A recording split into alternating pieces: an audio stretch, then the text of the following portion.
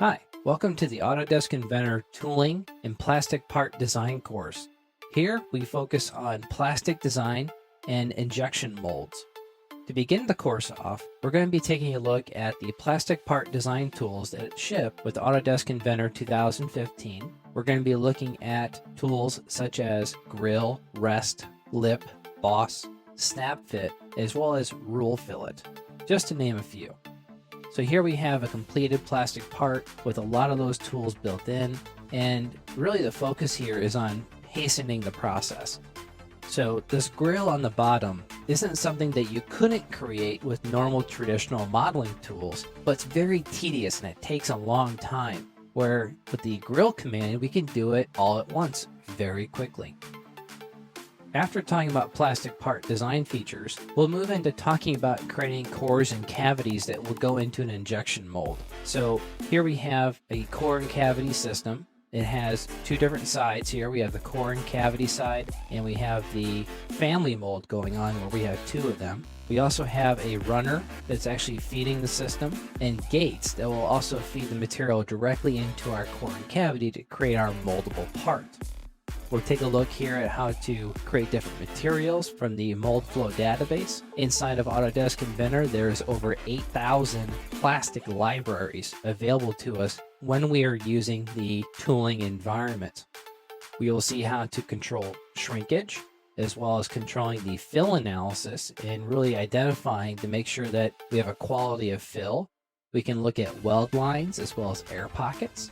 We'll also see how to create core pins and inserts to make our manufacturing of the core and cavity a little bit easier on us. After we finish the core and cavity, we're going to see how to create the mold around the core and cavity. So we're going to basically place in from Content Center any number of different mold bases that we would like to have. We're also going to add in different things like ejectors, sliders, lifters, lock sets, sprue bushings, and locating rings to make our mold design process that much faster. We're also going to take a look at the automatic drawing creation tools, which will hasten the process of documentation to get our mold out the door faster. Lastly, we'll look at different mold analysis tools, such as how to look at the entire mold in general instead of just the individual part process.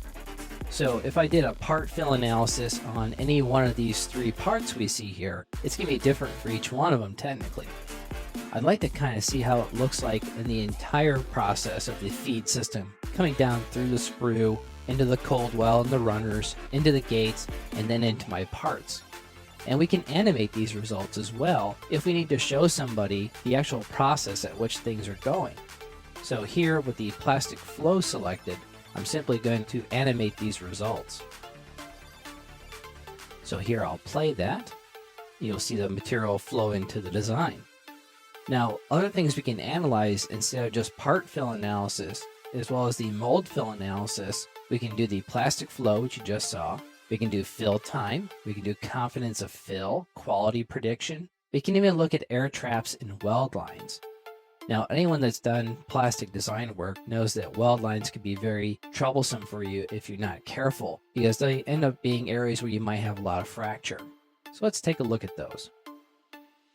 So here's our weld lines that we would have for this design. And you can see as the plastic would have flowed in there, as it connects into these bridges here, the ends of the parts, we're going to have possible weld line issues there, depending on how we fill our mold, at what temperature, at what heat, and what injection time. These are just some of the things we're going to look at throughout this course.